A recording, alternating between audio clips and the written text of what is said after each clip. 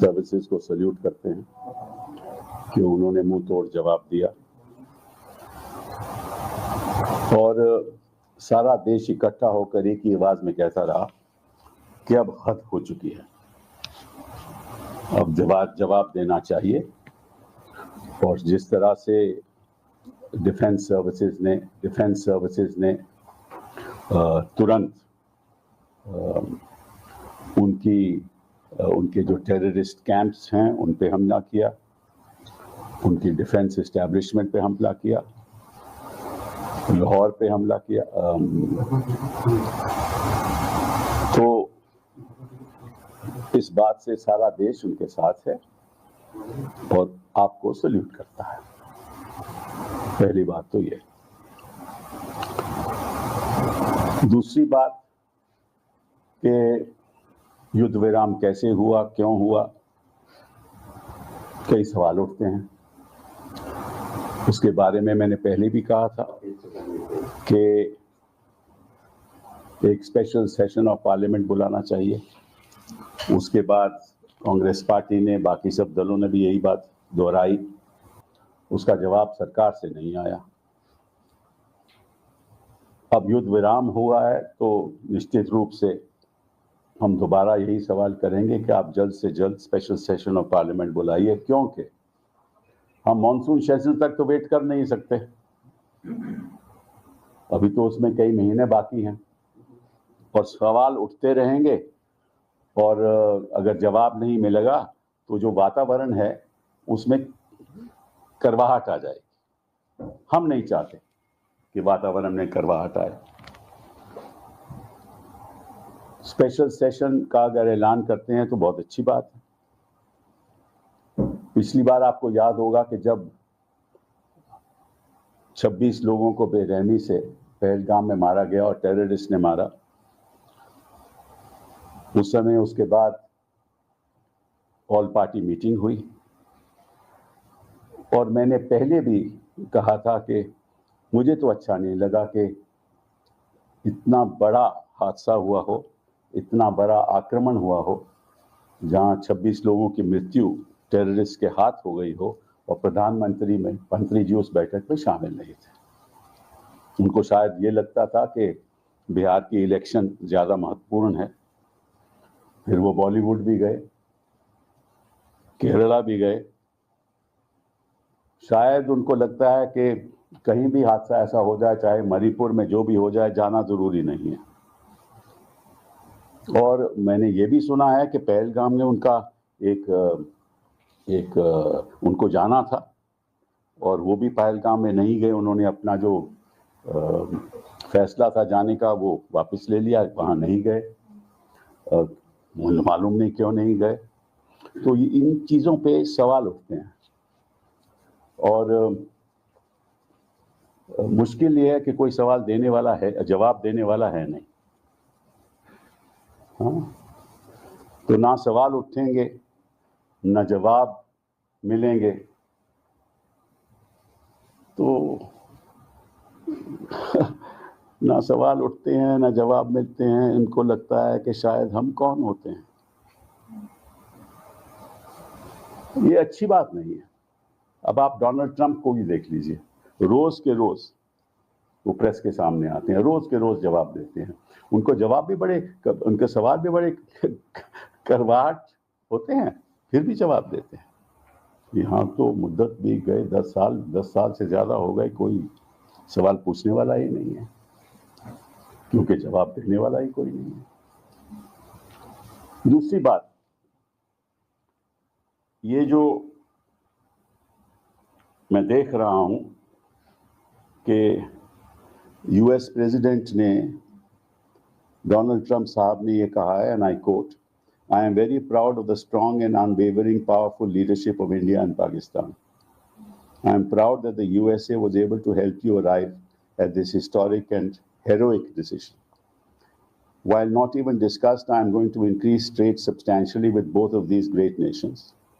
Additionally, I will work with you both to see if after 1,000 years, a solution can be arrived at concerning Kashmir. तो इस tweet पे भी बड़े सवाल उठते हैं। वो कहते हैं कि और ये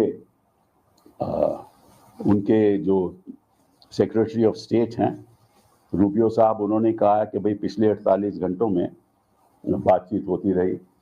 डोनाल्ड ट्रंप ने भी यही कहा है और वाइस प्रेसिडेंट वैंस ने भी उसको दोहराया है। तो हुआ क्या, कैसे हुआ, क्यों हुआ, क्या बातचीत हुई, इसके बारे में तो कोई चर्चा है नहीं, हमें मालूम नहीं है।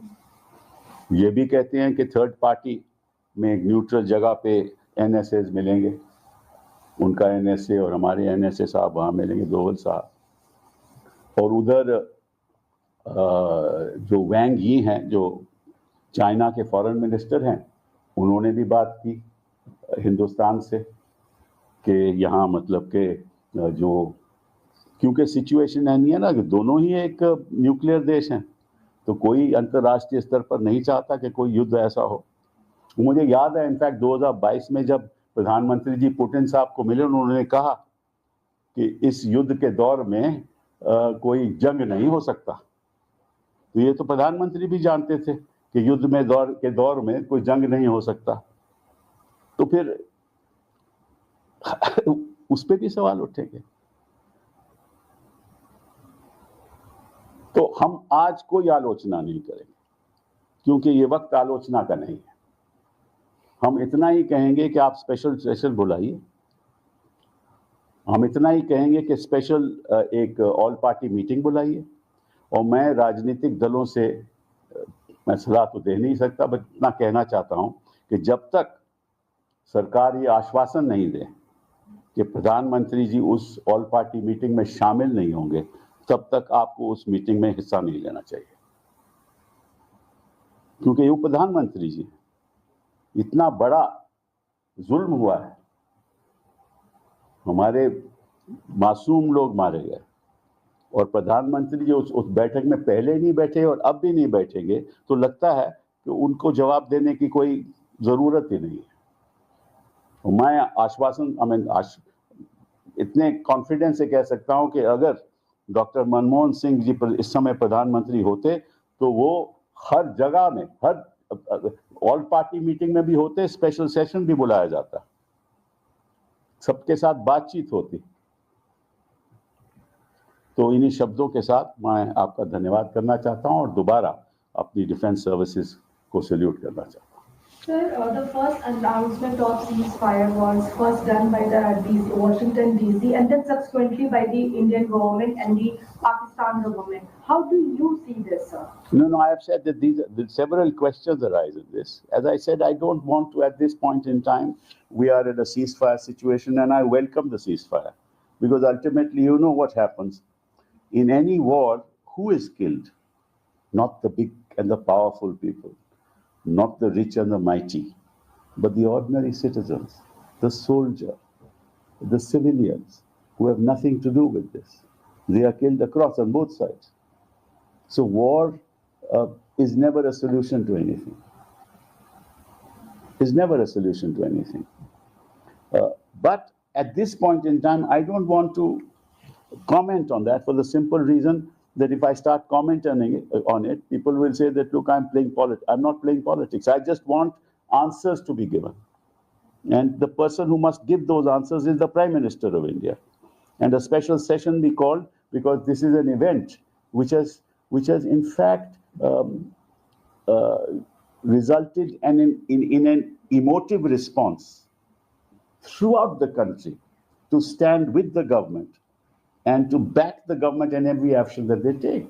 So if we stand by them, they must also respond by saying that, yes, we will let you know this is what happened. So I want those answers to be given. Sir, Chidambaram साहब ने अभी प्रशंसा की है PM की और कहा है कि उरी पुलवामा और इस तरह के जो अटैक हुए उसके बड़ी सावधानी से बहुत सुलझा हुआ इन्होंने एक्शन लिया है। कौन से? मैंने तो उनका आज लेख पढ़ा है, उसमें तो ऐसी कोई बात नहीं। उन्होंने ये कहा है कि हमास में, वहाँ इजराइल जो हमास का कॉन्फ्लिक्ट हो रहा है, वहाँ 50,000 लोग मारे गए। और उन्होंने ये भी कहा है कि यहाँ जो रशिया का कॉन्फ्लिक्ट हो रहा है, वहाँ 13,000 लोग मारे गए। और उन्होंने कहा कि war is not a solution, ये भी उन्होंने अपने उसमें कहा है। लेकिन एज आई सेड कि सभी, चाहे वो चिदम्बरम साहब हो, चाहे मैं हूँ, सभी राजनीतिक दल हैं, हम सरकार के साथ हैं और जवाब देना चाहिए और जवाब दिया गया। इसीलिए तो मैं सैल्यूट कर रहा हूँ डिफेंस सर्विसेज को। बात डिफेंस जवाब की नहीं है, बात की राजनीति में क्या हुआ, इन लोगों ने ट्वीट क्यों किया, कैसे किया, कब किया, किस लिए किया, क्या सही है, क्या गलत है, क्या न्यूट्रल पार्टी पे मिलेंगे, नहीं मिलेंगे, इन चीजों का हम जवाब चाहते हैं, इसलिए हम टिप्पणी नहीं कोई कर रहे। So one question, the government yesterday said that any future act of terrorism will be treated as an act of war. In the present, we are talking about the future, with the large consensus in the public is that the terrorists in the Pahalgam attack is still at large. They have neither been identified or captured by the government. I don't know. I mean, we don't know those facts. Therefore, those questions will have to be answered. Now, I don't want to criticize the government at this point in time because I don't know the facts myself. Unless I know the facts, how do I criticize them? And I don't want to criticize them. I'm on the government side because this terror attack must be met with the strongest possible response, which the defense services have given, and used very high quality responses through loitering mechanisms and other things, and through scalp and other sort of technologies that they have. Sir, Donald Trump की tweet पे जो आप उनकी भाषा समझ में आती है कि लाखों लोगों की जान जा सकती थी, तो क्या ऐसा लगता है कि पाकिस्तान मनमनाए बैठा था, उनकी बातों से जो लग रहा है कि कोई न्यूक्लियर अटैक करेगा या और एस्केलेट करेगा, और उनकी इंटरवेंशन? नहीं, एस्केलेशन तो हो रही थी, एस्केलेशन तो निश्चित रूप से हो रही थी, क्योंकि जब हमने कड़ा जवाब दिया, मुंह तोड़ जवाब दिया, तो उन्होंने भी श्रीनगर पे, पुंछ पे, जम्मू पे और सारे राजस्थान में, सारे बाउंड्री, अपने बॉर्डर पे उन्होंने आक्रमण शुरू कर दिया। तो देखिए, ऐसा है ना कि जब अब तक जो अच्छी बात ये हुई कि अब तक एयरफोर्स, जो हमारा कोई भी फाइटर प्लेन है, वो लाइन ऑफ कंट्रोल से आगे नहीं आया, तो ये तो लाइन ऑफ कंट्रोल से पीछे सब युद्ध हो रहा था। ये अच्छी बात है, क्योंकि जब ऐसा हो तब तो फिर पीछे हटने का सवाल ही नहीं होता। तो क्या किस स्थिति थी, क्या थी, ये मैं नहीं जानता, ये तो डोनाल्ड ट्रंप साहब ही जानते हैं, तो उनसे मैं तो जवाब पूछ नहीं सकता। ठीक है, थैंक यू।